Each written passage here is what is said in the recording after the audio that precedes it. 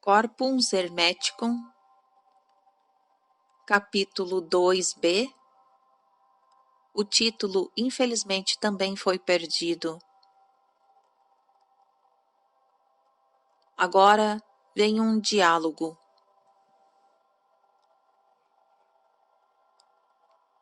Todo móvel, Asclépios, não é movido em qualquer coisa e por qualquer coisa?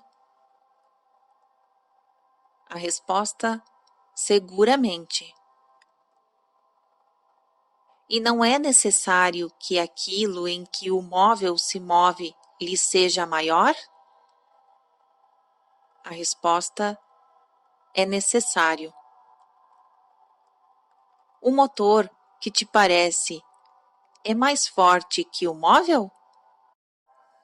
A resposta, mais forte com efeito. E isso, no qual o móvel se move, é necessariamente de uma natureza oposta àquela do móvel? A resposta, sim, absolutamente. Agora, é tão grande este mundo que nenhum corpo não lhe possa ser maior? A resposta, de acordo. E ele é compacto? A resposta, pois está repleto de muitos outros grandes corpos, ou para dizer melhor, de todos os corpos que existem. É assim. Ora, o mundo é precisamente um corpo? A resposta é um corpo. E um corpo que é movido? A resposta, seguramente. Qual o tamanho que deve ter o lugar no qual o mundo se move e de que natureza? A resposta, não deve ser bem maior para ter condições de conter o movimento contínuo do mundo e para que o móvel não seja comprimido pela estreiteza do lugar e não cesse assim o seu movimento. Ele deve ser qualquer coisa de imenso, ó Trimegistus. Mas de qual natureza será este lugar? Da natureza oposta, não é, Asclépios? Ora, a natureza oposta ao corpo é o incorpóreo, eu convenho. O lugar será então incorpóreo. Mas o incorpóreo é ou qualquer coisa de divino, isto é, não engendrado, ou bem é Deus. Se então o incorpóreo é o não engendrado, é de natureza da essência, e se é Deus, é ocorrente mesmo sem essência. Por outro lado, é inteligível da seguinte maneira: Deus é para nós o primeiro objeto do pensamento, ainda que ele não seja objeto de pensamento para si mesmo, pois o objeto de pensamento cai sob os sentidos daquele que o pensa. Portanto, Deus não é objeto de pensamento para si mesmo, pois não é uma coisa diferente do pensador, de sorte que ele pensa a si mesmo. Para nós, contrariamente, Deus é alguma coisa de diferente, e eis porque é objeto de pensamento para nós. Ora, se o lugar é objeto de pensamento, não é o enquanto Deus, mas enquanto lugar. E mesmo se o tomarmos como Deus, não é enquanto lugar, mas enquanto energia capaz de conter todas as coisas. Todo móvel é movido não em qualquer coisa que se move, mas em qualquer coisa em repouso. O motor também está em repouso, pois não pode ser movido com aquilo que move. Como então, ó Trimegisto, as coisas cá de baixo são movidas com as coisas que as movem?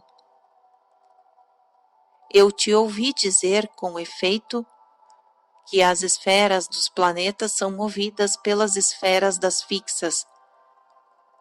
Não se trata, Asclépios, de um movimento solidário, mas de um movimento oposto, pois as esferas não são movidas por um movimento uniforme, mas por um movimento opostos uns aos outros, e esta oposição implica um ponto de equilíbrio fixo para o movimento, pois a resistência é parada do movimento. Assim, então as esferas dos planetas, sendo movidas em sentido contrário das esferas fixas, encontra-se em oposição com a própria oposição, sendo movidas por ela como estacionárias. E não poderia ser de outra forma, desde modo estas duas ursas, que como os vê, não possuem nem Oriente nem Ocidente, e que giram sempre em torno do mesmo centro. Pensas que estão em movimento ou repouso? Movem-se, ó Trimegistos. Com qual movimento, Asclépios? Com o movimento que consiste sempre em girar em torno dos mesmos eixos.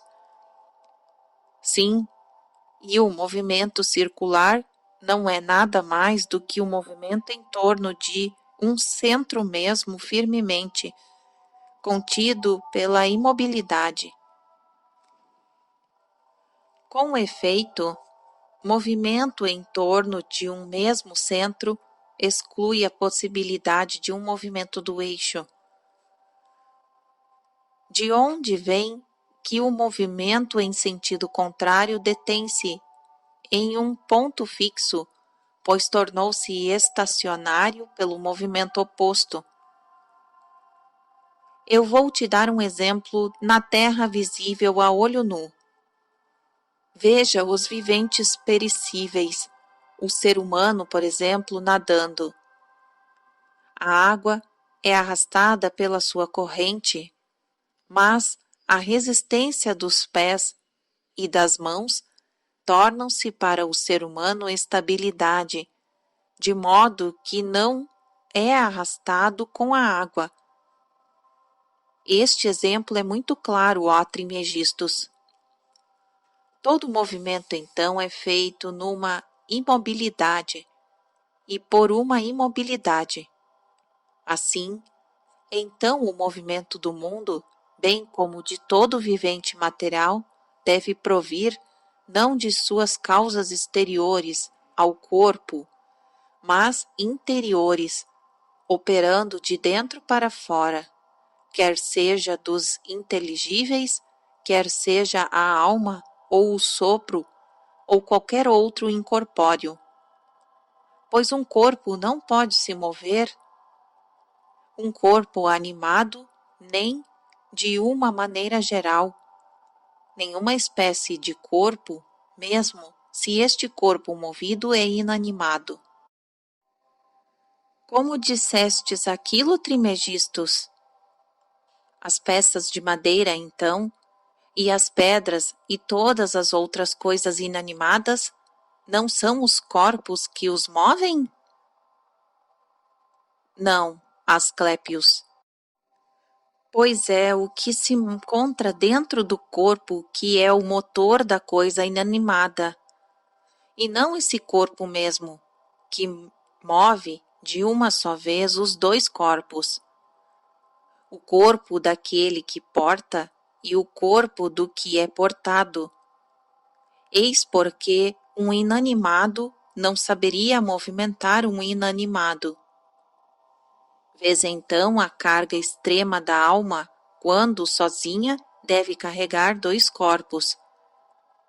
Desta forma, os objetos são movidos dentro de qualquer coisa e por qualquer coisa, é evidente. É no vácuo que os objetos móveis devem ser movidos. Ó Trimegistos? Contenha a língua Asclépios. Absolutamente nenhum dos seres são vazios, em razão mesmo de sua realidade. Pois um ser não poderá ser alguém se não estiver repleto de realidade. Ora, o que é real nunca poderá tornar-se vazio. Mas não existem certos objetos vazios, ó Trimegistos, como um jarro, um pote, almofariges e outros semelhantes? Ó, que erro imenso, Asclépios! O que é absolutamente cheio e repleto, tome-o por vazio. Que dizes, ó Trimegistos? O ar não é um corpo? De fato, esse corpo não penetra através de todos os seres e não preenche todos pela sua extensão? Todo corpo não é constituído pela mistura dos 4 elementos? Todas estas coisas que dizes vazias são, portanto, repletas de ar. Se estão repletas do ar, e são também dos 4 corpos elementares, e ei-nos diante de teu engano. Essas coisas que dizes plenas são vazias de ar, seu espaço se encontra reduzido por outros corpos de modo que não tem mais lugar para receber o ar. Essas coisas então que dizes vazias devem antes ser chamadas de ocas, não vazias, pois o próprio fato de sua realidade estão cheias de ar e de sopro. Esta proposição é irrefutável, ó Trimegistos. O lugar no qual então se move o universo, que dizemos que ele é? O incorpóreo, Asclépios. Mas o que é incorpóreo? Um intelecto que contém inteiramente a si próprio, livre de todo corpo infalível, impassível, intangível, imutável em sua própria estabilidade, contendo todos os seres e os conservando no ser, do qual são como os raios, o bem, a verdade, o arquétipo do espírito, o arquétipo da alma. Mas, meu Deus, então o que é? É aquele que não é nenhuma dessas coisas, mas que por outro lado é para essas coisas a causa de sua existência, para tudo e para cada um dos seres. Pois ele não deixou lugar algum ao não ser. A todas as coisas que existem, vêm e são a partir de coisas que existem, e não a partir de coisas inexistentes, pois não é da natureza das coisas inexistentes vir a ser, mas sua natureza é tal que elas não podem ser qualquer coisa e, em contrapartida, as coisas que são não poderão vir a não ser jamais. Que queres dizer com não ser jamais? Deus, então, não é intelecto, mas é a causa da existência do intelecto. E não é o sopro, mas é a causa da existência do sopro. E ele não é a luz, mas a causa da existência da luz. de modo que é sob esses dois nomes que é preciso adorar a Deus, pois pertencem somente a Ele e a nenhum outro. Pois nenhum dos outros seres chamados deuses, nem os humanos, nem os daimons, podem, em qualquer grau que seja, ser bons, salvos Deus somente. Ele apenas é isto e nenhum outro. Todos os outros seres são incapazes de conter a natureza do bem, pois são como corpo e alma, e não possuem lugar que possa conter o bem. A amplitude do bem é tão grande quanto a realidade de todos os seres e dos corpos, bem como dos incorpóreos, dos sensíveis e dos inteligíveis. Eis o que é o bem, eis o que é Deus. Não chame nenhuma outra coisa de boa, pois isto é impiedade, ou dê a Deus qualquer outro nome que esse único nome de bem, pois isto também é uma impiedade. Certamente todos pronunciam a palavra bem, mas não percebem o que ela pode ser. Eis porque não percebem também o que é Deus, mas por ignorância chamam bons os deuses e certos homens, ainda que não o possam ser e nem se tornar, pois o bem é o que menos se pode retirar de Deus. É inseparável de Deus, porque é o próprio Deus. Todos os outros deuses imortais são honrados com o nome de Deus. Mas Deus é o bem, não por uma denominação honorífica, mas pela sua natureza.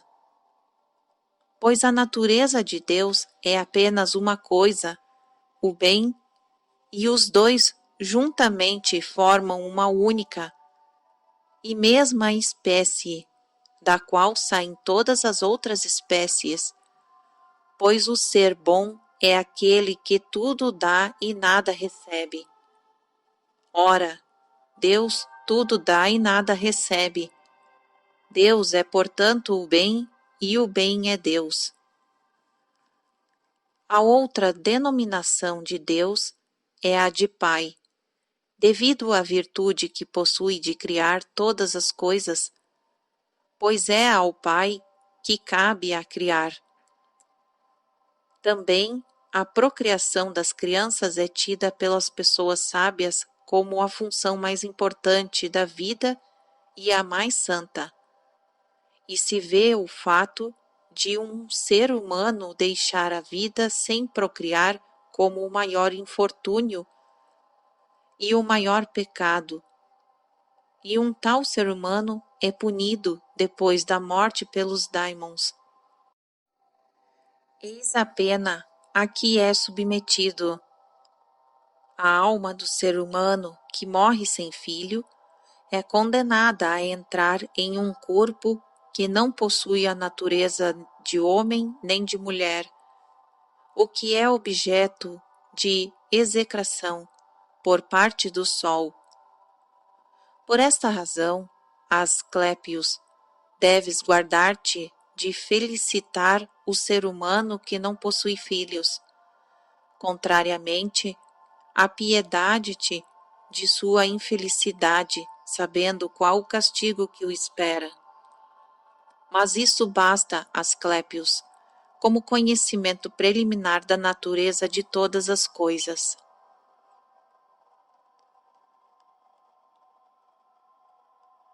Fim do capítulo 2b.